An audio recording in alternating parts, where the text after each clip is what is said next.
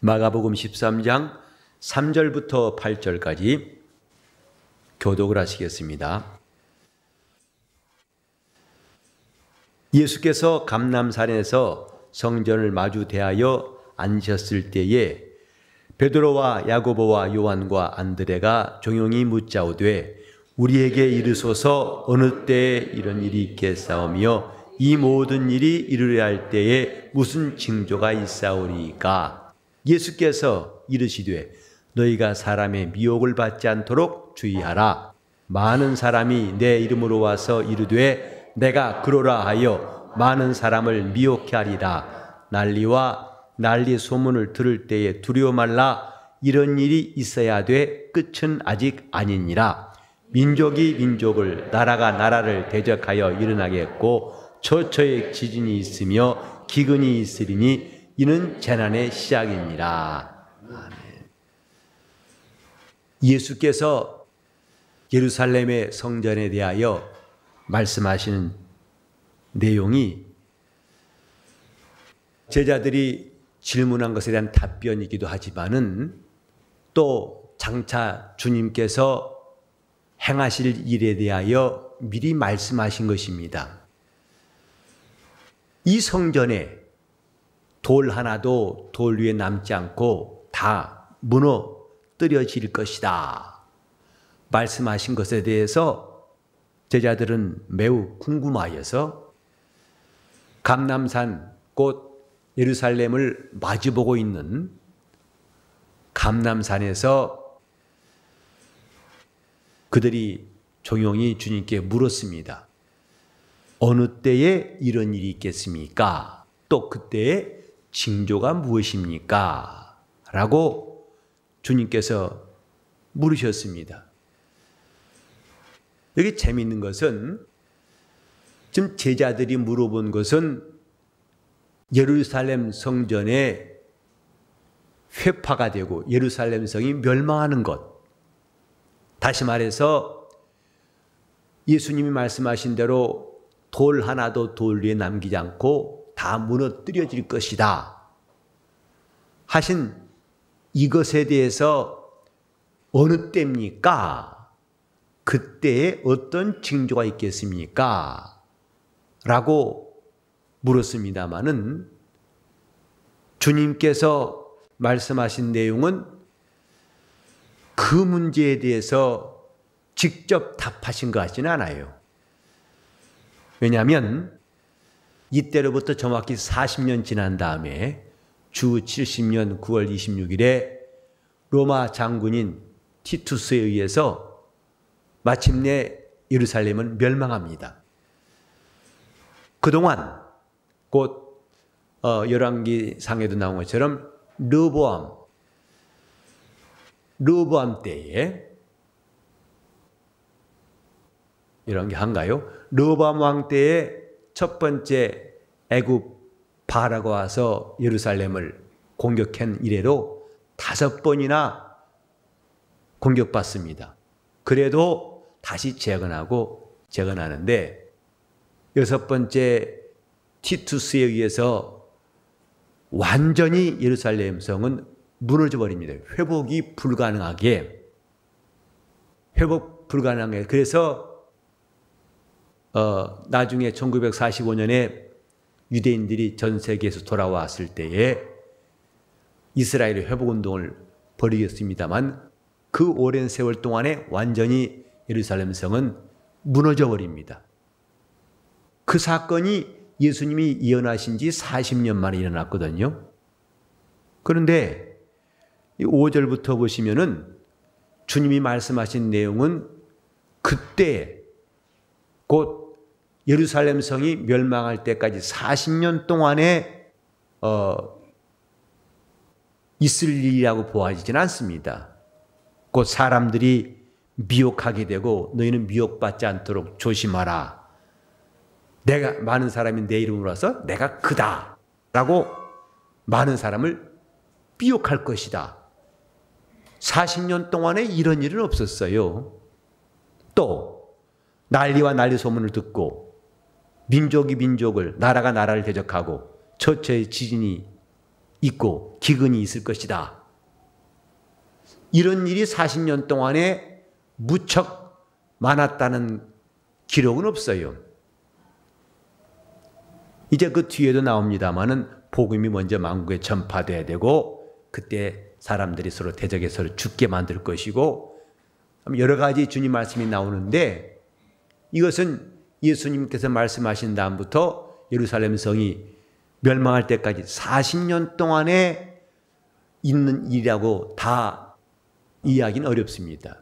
오히려 5절부터 있는 주님의 말씀은 장차 이 세상 끝날에 곧 주님께서 마침내 이 땅에 다시 오실 때 그 이전에 있을 큰 환난의 날과 그 재난의 시작 그리고 그때 어떻게 할 것인가를 계속 지금 말씀해 나가시는 겁니다. 우린 여기서 잠깐 좀 정리하고 갈 것은 뭐냐면 지난주에 말씀드렸습니다마는 이 성전이 무너질 것이다. 눈에 보이는 성전이 무너지는 거 이것은 하나의 시작입니다. 비유일 뿐입니다. 예수께서 이미 내가 사흘 만에 일으킬 것이다. 46년 동안에 지은 성전을 사흘 만에 일으키신다고 하니까 유대인들은 이해할 수가 없었어요.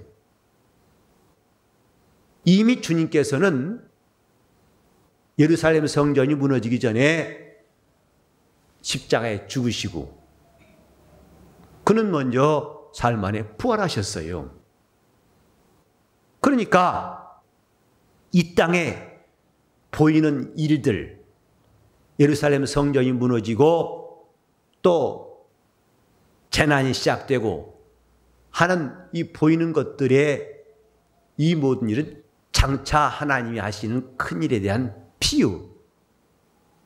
이미 성전이신 예수의 육체는 2000년 전에 무너졌어요. 또 사흘 만에 부활하셨어요. 이제 그 사건을 그의 죽으시고 부활의 사건을 성령께서 오신 다음부터 계속 주님이 다시 오실 때까지 이 사실을 믿게 하시는 겁니다. 그동안에 예루살렘 성전이 무너지고 그동안에 인류는 점점 하나님의 심판을 향해서 접근하고 있고 마침내 큰 환난이 온 땅을 뒤덮고 그 다음에 예수님 오실 거예요. 눈에 보이는 이런 일들은 곧 예루살렘 성전의 멸망이라고 하는 것은 하나님이 하시는 큰 일에 대한 하나의 비유일 뿐입니다. 하나의 모형일 뿐이에요. 그러니까 제자들은 예루살렘 성전이 무너진 것에 관심이 집중되었지만은 주님은 이제 성전 되신 주님이 죽으시고 부활하사 앞으로 하나님 앞에 하나님 하실 큰 일에 대해서 지금 미리 말씀하신다 이 말이에요. 조금 어지러우세요? 무슨 말인지 잘 이해가 안 되시는 분도 있을지 모르겠는데 예수께서 말씀하시는 것은 지금 성전이 어느 날 무너질 것이다. 즉 지금 제자들이 바라보고 있는 감람산이라는 것은 그 시온산, 예루살렘 성이 건설된 시온산과 마주보고 있습니다. 그래 그 사이에 기드론 골짜기라는 게 있어요.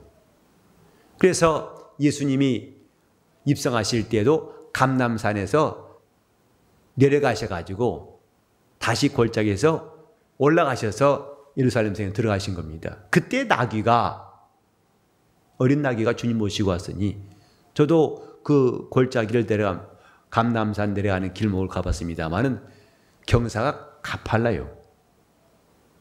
장년들도 조금 주의에 걷지 않으면 좀 넘어질 수밖에 없는 가파른 길입니다. 내려가서 그다음 다시 성문으로 들어갔으니 그 당시에 어린 나귀가 얼마나 힘들었을까. 주님을 모시고 하던 나귀에 대해서 한 번 더 생각해 봤습니다마는 지금 그 예루살렘 성을 향해서 바라보고 하시는 말씀. 제자들은 그 성이 언제 무너지고 어떤 징조가 있느냐에 대해서 관심이 있지만은 주님은 좀 그 다음에 이것은 하나의 비유일 뿐이고 이제 임박할 하나님의 심판과 환난의 때, 다시 말해서 이 제자들의 시야와 주님의 시야는 다른 것이다 이 말입니다. 그들은 눈앞에 보이는 이 문제에 대해서 집중하고 있지만은 주님은 이후로부터 앞으로 되어질 일에 대한 말씀을 하고 있다 이 말이에요. 성경을 우리는 이전의 말씀이라고, 곧 2000년 전에 기록된 말씀이라고 해서 옛날 책으로 여기기 쉽습니다. 마치 제자들이 지금 눈에 보이는 성전에 대해 관심이 있고 언제 무너지고 무슨 징조가 있는지 관심 있는 것처럼 성경을 이렇게 겉으로만 봐서는 이거 오래된 책인데 뭐가 그렇게 중요하다고 성경을 공부해야 되는가? 이걸 믿어야 되는가? 또 다 지나간 일인데 삭개오도 지나간 사람이고 베드로도 지나간 사람이고 마태 마가가 다 옛날 사람인데 뭐라 우리는 자꾸 옛날로 돌아가는가? 돌아가는 게 아닙니다. 하나님 말씀은 요한복음 1장 1절에도 태초에 말씀이 계셨다가 아니라 계시니라예요. 요한일서 1장 1절에도 태초부터 있는 생명의 말씀에 관하여는 우리가 눈으로 본 바요, 주목한 바요, 귀로 들은 바요, 손으로 만진 바라 했어요. 인생은 짤막한 기한 동안 존재합니다. 그러나 하나님 말씀은 영원하신 말씀이에요. 그 시작과 끝을 인간이 측량할 수 없는 영원하신 말씀이에요. 그래서 옛날 위인들의 말은, 옛날 임금의 말은, 저 천하를 호령했던 큰 임금의 말은 그 당시에는 효력이 있지만은 그 말을 지금 똑같이 해보세요. 능력이 있는가? 다만 역사에 기록될 뿐입니다. 그러나 하나님의 말씀은 동일하게 베드로에게 나를 따라오너라 하신 말씀은 옛날 말씀이 아니라 오늘 우리가 똑같이 그 말씀을 듣는 자, 들을 귀한 자에게는 똑같이 나를 따라오너라고 말씀하고 있어요. 이 말씀은 푸른 마르고 꽃은 시들지라도 이 말씀은 세세토록 있는 말씀이라. 우린 이 성경이 역사로 본다면 오래된 책이라고 하겠지만은, 그러나 이 책은 오래됐을지라도, 기록된 지는 오래됐을지라도 그 속에 있는 말씀은 세월을 타지 아니하고 그 말씀은 지금도 살아있는 하나님 말씀이라는 것을 누가 깨달을 수 있겠는가?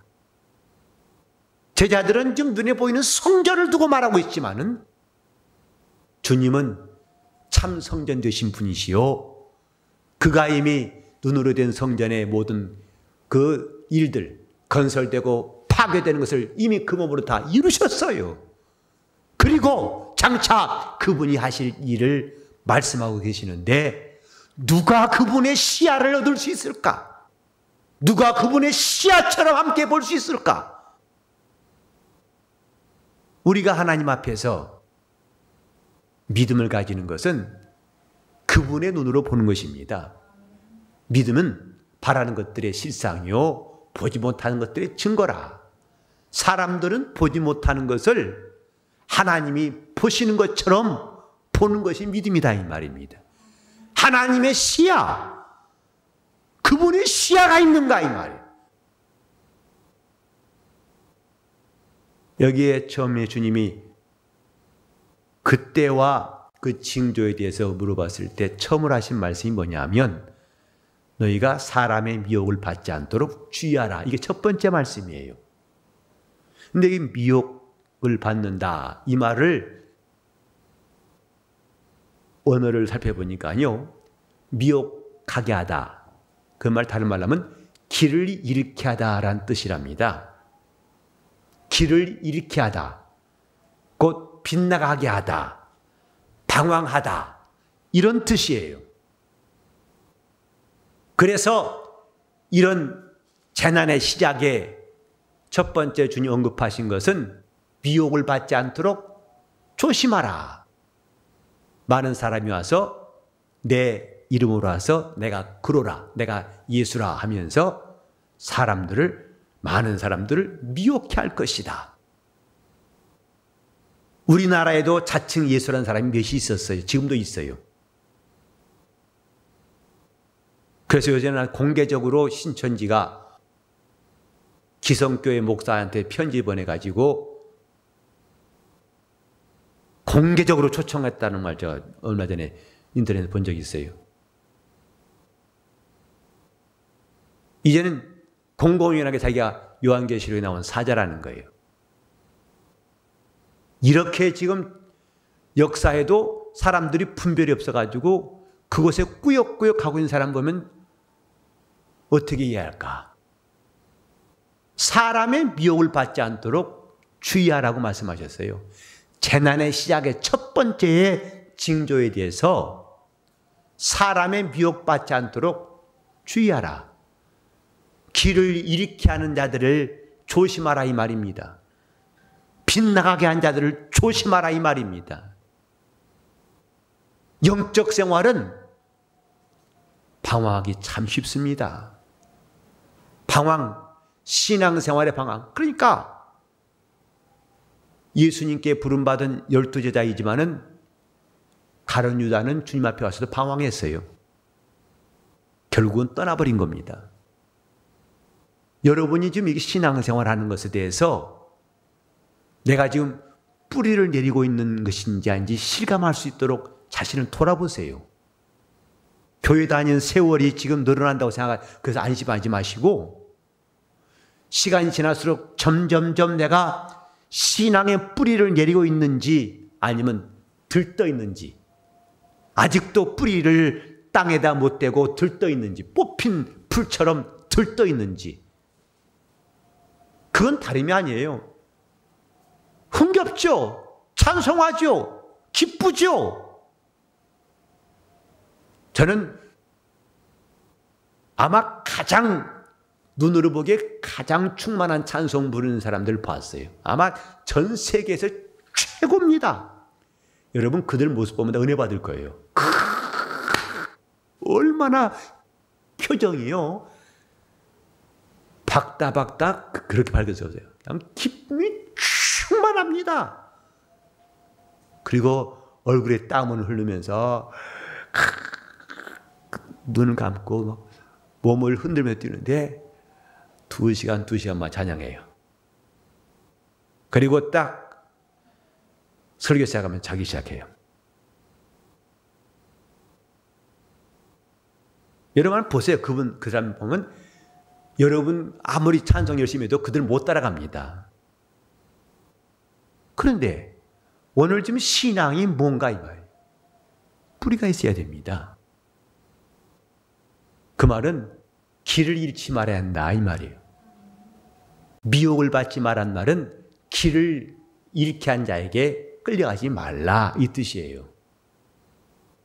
지금 자기 마음의 허전함, 불안하고 방황하고 혼란스럽고 그러니 예배드리는 그 순간도 주님과 눈을 맞추지 못하고 있어요. 찬송하는 순간도 자기 입은 닫혀 있어요. 남은 기도에도 기도가 안 나와요. 지난주에는 열심히 기도했는데 지금 기도가 안 나와요. 변덕스러운 날씨 마냥 얼마나 이 신앙생활이 들쭉날쭉한지, 충만할 때는 곧 천당문이 어른거린 것 같고 한번 시험 들면은 과연 구원받을 수 있을까 할 만큼 이 표정의 변화만큼이나 신앙생활이 들쭉날쭉한 사람들도 있습니다. 미혹을 받지 않도록 주의하라 하신 것이 주님의 첫 번째 당부 말씀이에요. 곧 영적 생활은 자기 영혼의 분별력이 반드시 있어야 하는 것입니다. 내 영혼이 지금 하나님의 시간표를 갖고 있는가?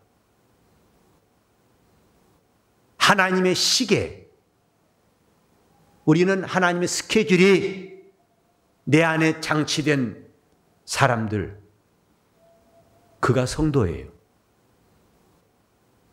그래서 누가 밖에서 아니야 지금이 그따라 해도 이 사람 속에는 주님의 시간표였기 때문에 흔들리지 않습니다. 하나님의 시간표 말입니다. 그분의 스케줄 말이에요. 그래서 보라 지금은 구원의 날이다. 은혜 받을 만한 때라. 그래서 전심전력으로 은혜 받고 보라 나와 함께 껴있어 기도하자. 그래서 주님이 오라 하시니까 와서 기도하고 자 나와 함께가 전도하러 가자. 그래서 나가서 전도하고 그분이 하시는 시간표 따라서 움직이는 사람들은 신천지 무슨 천지니 와도 흔들리지 않습니다. 이미 자기 안에 시계가 멈춰버린 사람들이 이 사람 이런 말하면 저 사람 저런 말하면 여기 기웃 저기 기웃 방황하는 일을 언제 멈출 건가? 자기 마음의 풍랑을 언제 잠잠케 할 건가? 사람의 미혹을 받지 않도록 주의하라. 많은 사람이 올 것이다. 그래서 내가 크다. 그래 많은 사람을 미혹할 것이다. 여러분이 조금만 주의를 기울인다면 이 주님 말씀이 지금도 똑같이 우리 눈앞의 땅을 보실 거예요. 신앙생활은 뿌리가 내려져야 합니다. 미혹받지 않도록 조심하라는 거예요.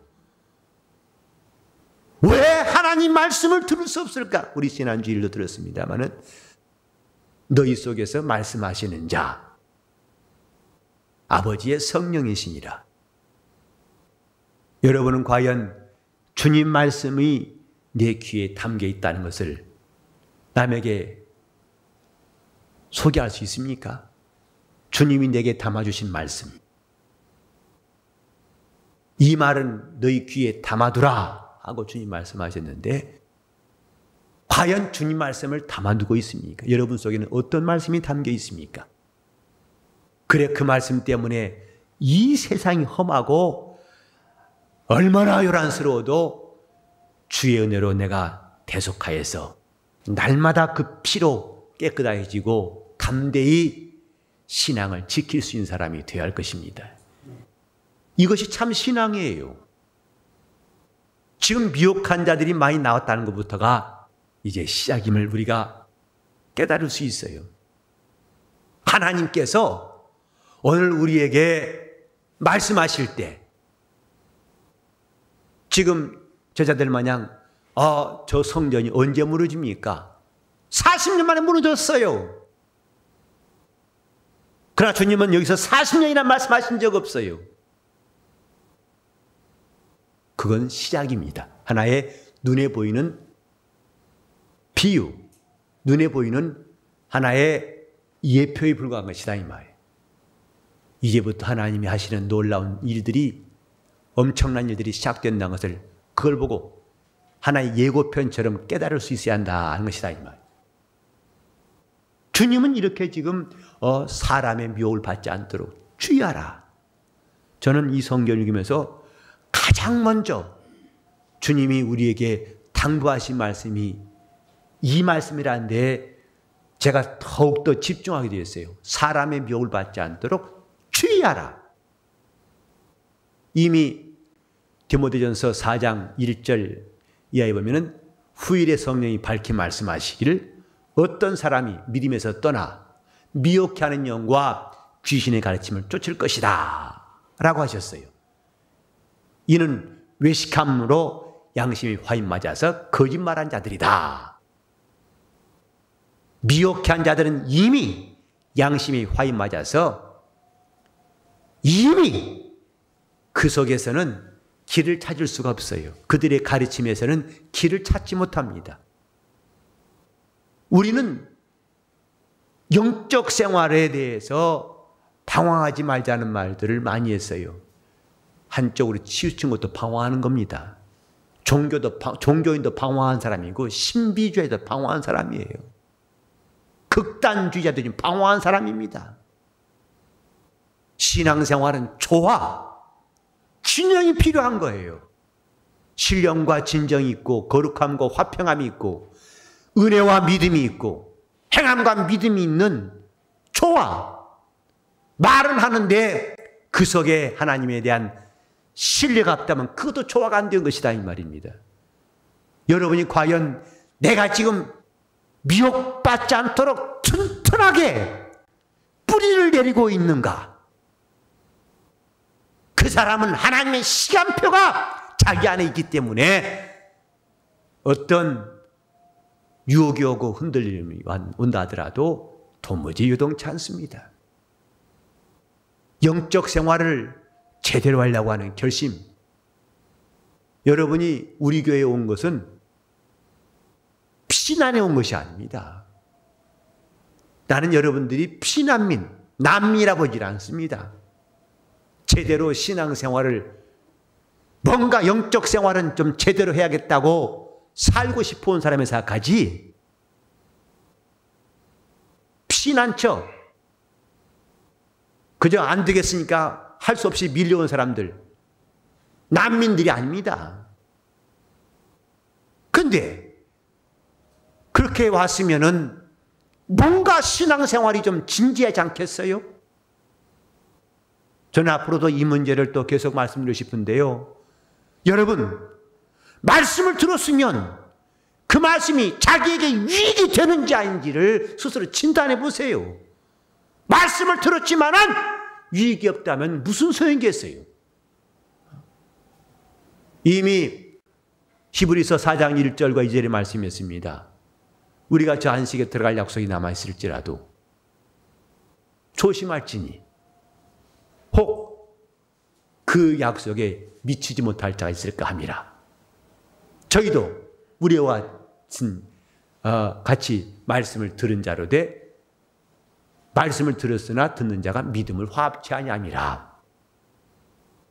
말씀을 들었지만은 그들이 믿음을 화합치 아니하므로 그러니까 60만 3,550명이 애굽에서 나왔지만은 믿음을 지속했던 여호수아와 갈렙만 가나안 땅 들어갔다고 성경이 말하고 있어요. 다 그 약속 가지고 나온 거 아닙니까? 애굽에서 나올 때는 가나안 땅 간다. 목적지가 정해진 거 아닙니까? 하나님이 약속하신 거 아닙니까? 방향을 잡고 나온 거 아닙니까? 그러나 믿음이 없던 사람들은 중간에 불평하고 원망하다가 다 광야에 엎드려지고 단지 2사람만 들어갔어요. 그것이 우리에게 경계로 기록되었다는 것이 히브리서 기자의 말입니다. 우리도 저 안식에 들어갈, 이때 안식이란 말은 가나안 땅이 아니라 저 하늘에 들어갈 약속이 남아있을지라도 그 약속이 너희에게 미치지 못할 자, 해당 사항이 없을까 조심하라는 것이죠. 왜? 듣는 자가 믿음을 화합치 않으면 유익이 없느니라 이 말. 지금 우리는 주의 날에 속히 임했다. 데살로니가 전서 후서는 그 주님의 재림에 대해서 초대교회가 동심할 때, 마음이 흔들릴 때에 바울 사도가 그걸 분명하게 가르치려고 쓴 책이에요.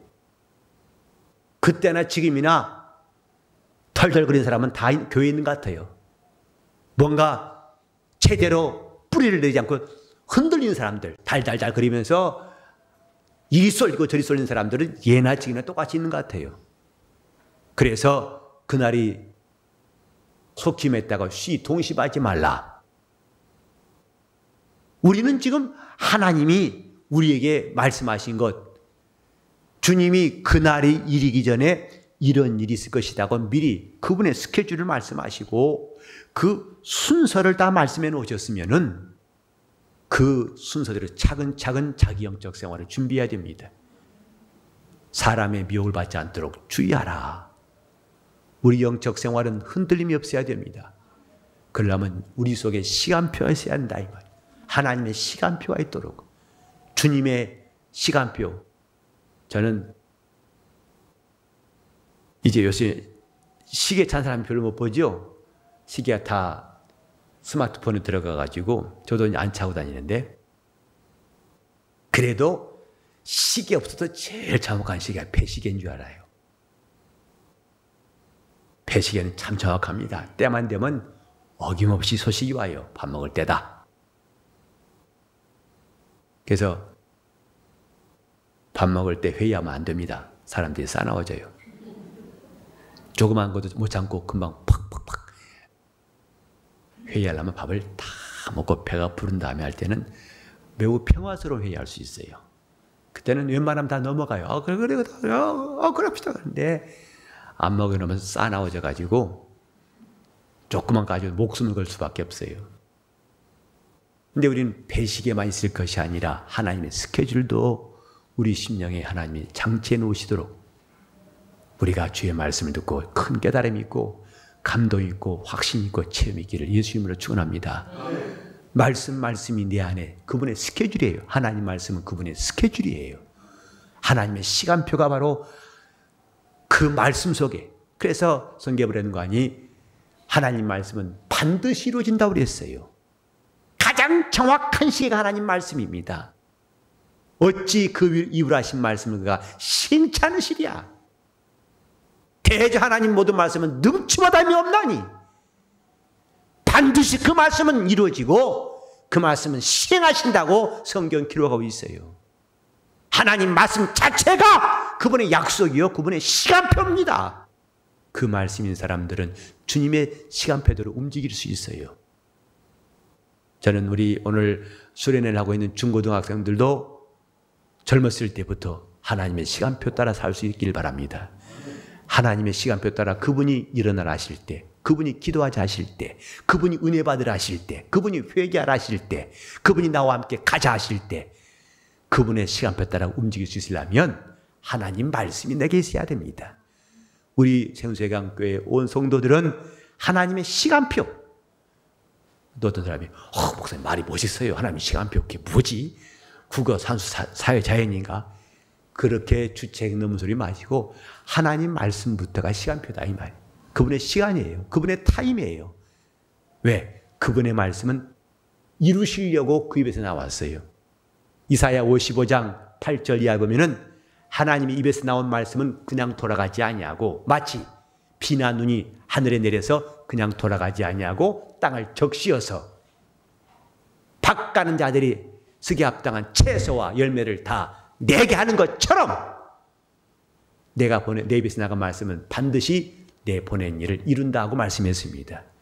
하나님 말씀이 우리 속에 역사하시는 그 신령한 경험들이 여러분 모두에 있기를 예수 이름으로 축원합니다. 이것처럼 정확한 준비가 없습니다. 주님이 언제 오실까 날짜를 탓한 사람, 답답한 사람들입니다. 하나님의 시간표부터 여러분 속에 있게 하세요. 주님 내게 말씀하소서. 곧 내가 주님 앞에 순종할 시간이 그때가 언제인지를 깨달을 수 있도록 해주소서 이 말입니다. 주님이 말씀하실 때는 움직이겠습니다. 주님이 하라실 때는 즉시로 하겠습니다. 주님이 오라실 때는 반드시 가겠습니다. 내게 말씀하소서. 하나님의 시간표가 여러분 모두에 있도록 우리는 이렇게 앞으로 이제 사람들은 점점 더 미혹되고 점점 혼란스럽고 점점 빗나가고 점점 타락할 때 우리는 정신을 바짝 차리고 그분의 시간표 속에 있기를 예수 이름으로 축원합니다. 합심해서 기도하실 때 주여 나와 내 가정이 깨어있어서 주님의 시간표대로 움직일 수 있도록 미혹받지 아니하고 믿음이 뿌리를 내릴 수 있도록 나를 도와달라고 같이 합심해서 통성으로 기도하시겠습니다. 하나님 아버지 우리 하나님 말씀 앞에서 겸손하게 하나님 아버지 우리가 주님 말씀 앞에서 항상 깨어있고 그 말씀과 함께 살 수 있도록 도와주시옵소서. 주님의 말씀이 주님이 하시는 시간표인 줄 알고 그 말씀이 우리를 움직이고 그 말씀과 함께 우리가 살게 도와주시옵소서. 이 세상이 혼란스럽고 미혹한 자가 점점 많이 일어날지라도 우리 교회는 주님이 반석에 세우신 교회요. 말씀에 뿌리를 내리고 우리 영혼이 튼튼히 성장할 수 있도록 인도하여 주시옵소서.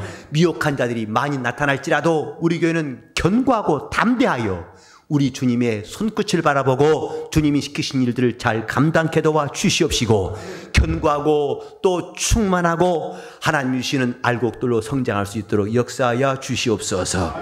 하나님 앞에 소련에 감사한 것을 드린 김여주 학생과 그 가정을 복 주시고 이렇게 하나님 앞에 은혜를 사모하며 또 감사한 우리 학생에게 은혜 베푸시고 이번에 소련을 통해서 우리 중고등학생들의 심령이 주님과 가까워지게 하시고 마음에 사모함 있게 도와주시고 주님을 간절히 찾고 의지하게 도와주셔서 신령하고 아름다운 수련회 할 수 있도록 인도하여 주옵소서. 주의 은혜 함께 하시기 원하며 예수 이름 받들어 기도 올리옵나이다. 아멘.